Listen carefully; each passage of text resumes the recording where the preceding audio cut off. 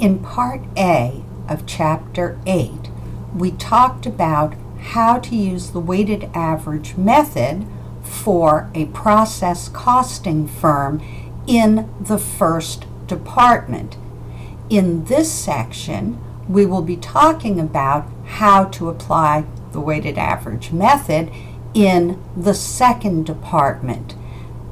The key difference is that in the second department, there are transferred in costs from the previous department.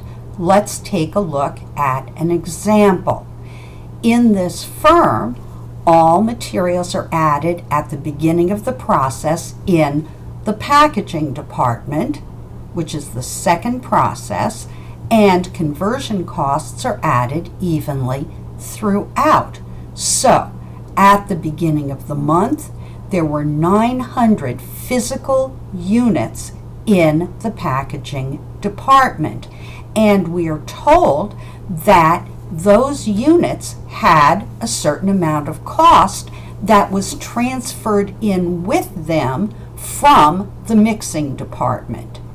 In addition, we had already added some material costs and some conversion costs, but we know that the units were not finished since they haven't been transferred out.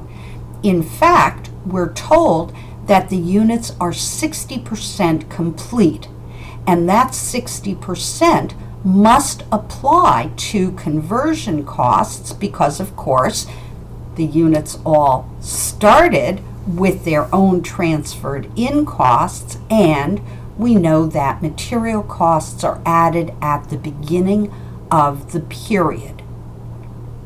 We are also told that we started another 5,600 units during the period, and those units brought with them their own transferred in costs.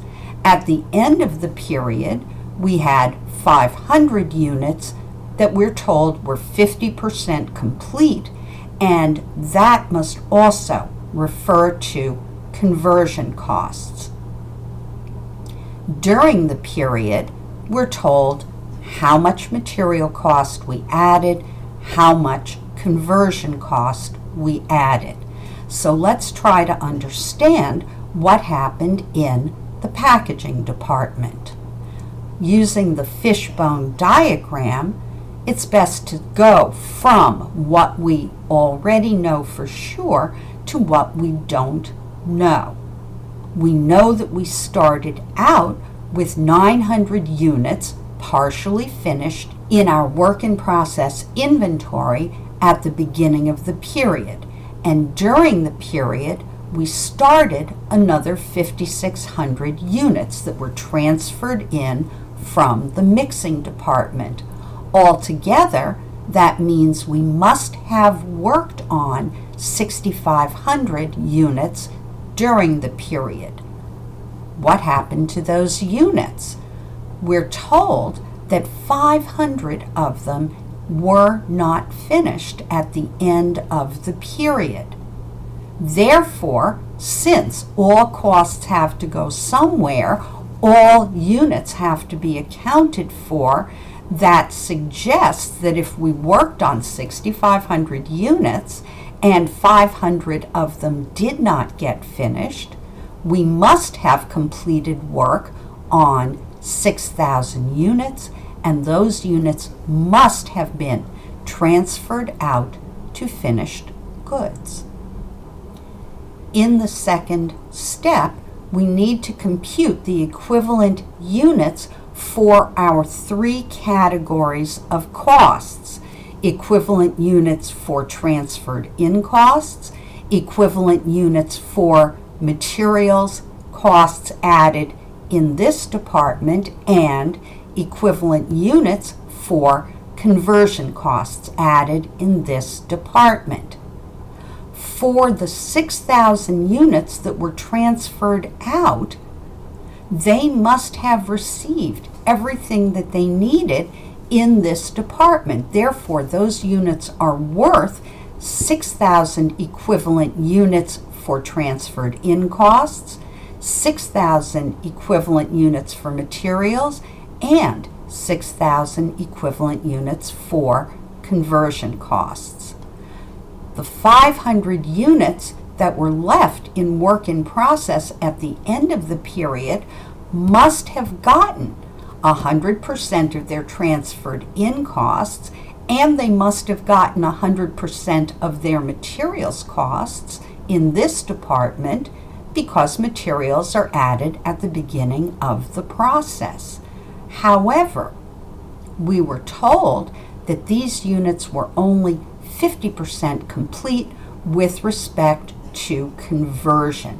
So those 500 physical units were only worth 250 equivalent units for conversion. Adding up, that means that the firm had 6,500 equivalent units for transferred in costs, 6,500 equivalent units for materials costs, but only 6,250 equivalent units for conversion. In step 3, we need to identify all of the costs that must be accounted for. We were told the amount of transferred in costs that were attached to the units in beginning work in process, and we were also told all of the costs that were attached to the units that were transferred into the packaging department during the period, and we can add those up. We can do the same thing with materials costs. Materials costs associated with the work in process beginning balance plus materials costs that were added during the period must equal the total materials cost. Same thing for conversion costs. Then, to check our work, we can add up the total costs associated with the work in process beginning balance and the total costs associated with new costs during the period, and that gives us our total costs that must be explained at the end of the period. We can also check going the other way by adding up all of our transferred in costs plus all of our materials costs plus all of our conversion costs. This number, $316,775, must be explained at the end of the period.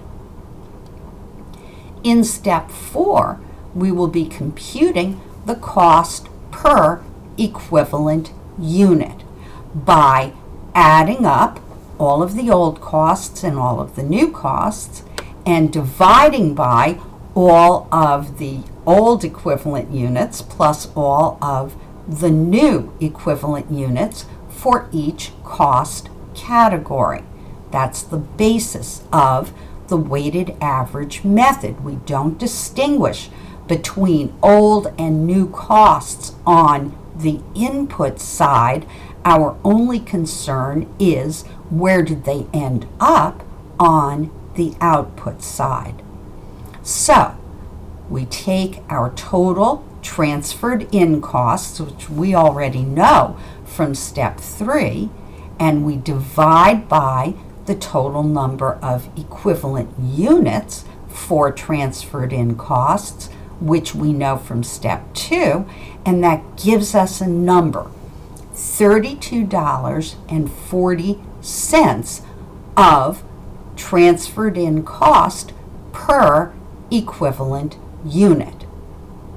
For materials, we can play the same game by dividing the total cost by the total number of equivalent units for materials. We can also divide the total conversion cost by the total number of equivalent units for conversion. Altogether, we can add those 3 types of costs and that will give us the weighted average cost per completed unit, including transferred in costs and materials and conversion added in the packaging department. Now we know that on average each unit cost us little under $50. And of course there is nothing that goes into that space because it's not possible to add different numbers of equivalent units together. The final step is to assign all of our production costs to the units that got done and to the units that remain in work in process in the packaging department at the end of the period. For the units that got finished, we know that they represented 6,000 physical units that were 100% complete for their transferred in costs from the previous department at $32.40 per equivalent unit. We can determine the total amount of transferred in costs that are assigned to those units. Those physical units also were 100% complete for materials. We can multiply 6,000 equivalent units by the cost per equivalent unit to get the total amount of materials cost assigned to those units. And they must have been 100% complete for conversion, so we can multiply 6,000 equivalent units for conversion times the cost per equivalent unit to get the total amount of conversion costs assigned to those units. Add that up and it gives the total value of the units that were completed and transferred out to finished goods. The journal entry to record this transfer would be a credit to the work in process in the packaging department for $294,600 and a debit to finished goods for the same amount. Now, what about the work in process that was left in the packaging department at the end of the period? We know that that represented 500 physical units that must have been 100% complete for transferred in costs because they brought those costs with them from the previous department. Multiply 500 equivalent units times the cost per equivalent unit for transferred in costs to get the total amount of transferred in costs attached to those units. These 500 physical units must also have been 100% complete for materials because materials in the packaging department are added at the beginning of the process. So we can multiply 500 equivalent units times the cost per equivalent unit for materials to get the total amount of materials cost associated with those units. For conversion, we were told that those units were only 50% complete. So we had multiplied 500 physical units times 50% complete to get 250 equivalent units for conversion. Multiply that times the cost per equivalent unit for conversion to get the total amount of conversion costs associated with those units. Add that up, and that gives us the total dollar value of the work in process in the packaging department at the end of the period. And that number will show up on the balance sheet as the work in process ending balance in the packaging department. In addition, that will become the work in process beginning balance for the start of the next accounting period.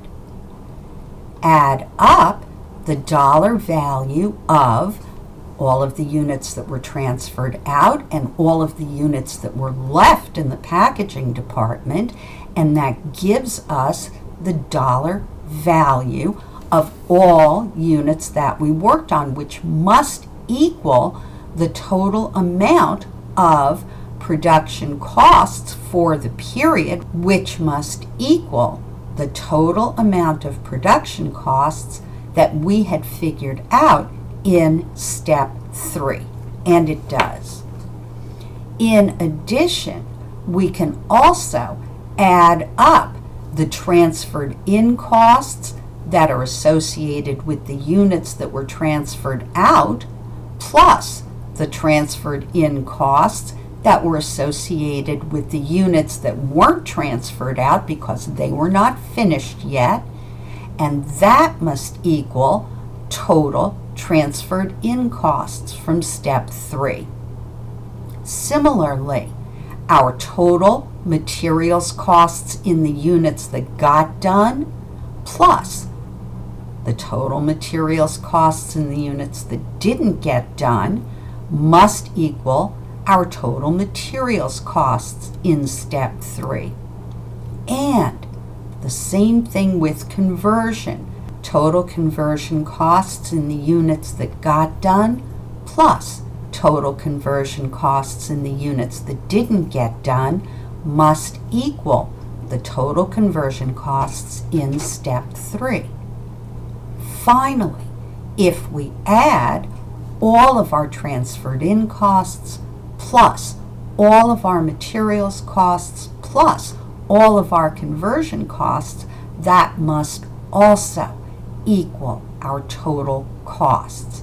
So on our fishbone diagram, we can say that the dollar value of our work in process beginning balance, which we had in step 3, plus the dollar value of all of the costs that we added during the period must equal all of the costs that we worked on during the period. What happened on the output side? We figured out how much of that cost left the packaging department because those units were finished and transferred out, and how much of that cost remained in the work in process ending balance for the packaging department. Let's try a practice problem. We have a company that makes pesticide in 3 production departments: mixing, refining, and packaging. And this firm uses weighted average process costing. We're told that at the beginning of the period, the refining department, the second department in their process system, had 2,000 gallons in process. During the period, they received an additional 32,000 gallons that were transferred in from the mixing department, and they completed 29,000 gallons that were transferred out to the packaging department. At the end of the month, the 5,000 gallons that were left in work in process were 90% complete for materials and 75% complete for conversion in the refining department. Your question is, how many equivalent units for conversion were used in the refining department during the month? Let's take a look at the solution. Easiest way to do this is start from what you know and go to what you don't know. We were told that we started the month with 2,000 gallons in work in process, and we got another 32,000 gallons transferred in from the previous department. Altogether, that represents 34,000 physical gallons. What happened to them? In this case, we were told that 29,000 units were transferred out and 5,000 units remained, and that matches with our total number of units. We were also told that the 5,000 units that remained were 90% complete for materials and 75% complete for conversion. So let's take a look at how to figure out the equivalent units for both materials and conversion.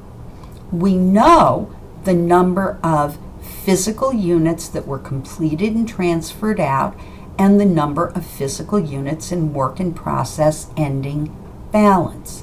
For the units that were completed and transferred out, we know that they must have gotten 100% of their materials that they needed in this department. Therefore, they're 100% complete and represent 29,000 equivalent units. Unlike other problems that we've done, however, this department does not add all of its materials at the beginning of the process, but that shouldn't be a problem for us. We were told that the 5,000 units that remained in work in process at the end of the period were 90% complete for materials. They hadn't gotten all of their materials. There's some chemical that must be added at the end of the process. All we have to do is take the 5,000 physical units, multiply them by 90% completion. That means that they represent 4,500 equivalent units for materials. And we could add that up. It means that we have 33,500 equivalent units for materials. Now, what about conversion costs? We know that the units that were completed and transferred out must be 100% complete for conversion. The ending work in process, we were told, was 75% complete for conversion. So we multiply the 5,000 physical units times 75% complete. That tells us they are worth 3,750 equivalent units for conversion. Added up, that tells us the total 32,750 equivalent units for conversion. Now we need some additional information. We are told that in the refining department, this second process at this company, we had some transferred in costs and some materials costs and some conversion costs that were already associated with the work in process beginning balance of 2,000 physical units. During the period, we added more transferred in costs, more materials costs, more conversion costs.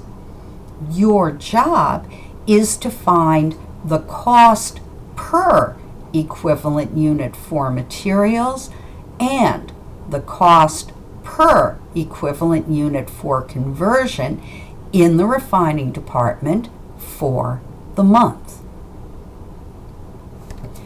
Let's take a look at the solution. I've recopied the diagram that we use to figure out equivalent units for materials and for conversion that we made for the previous part of this problem. Now let's take a look at cost per equivalent unit.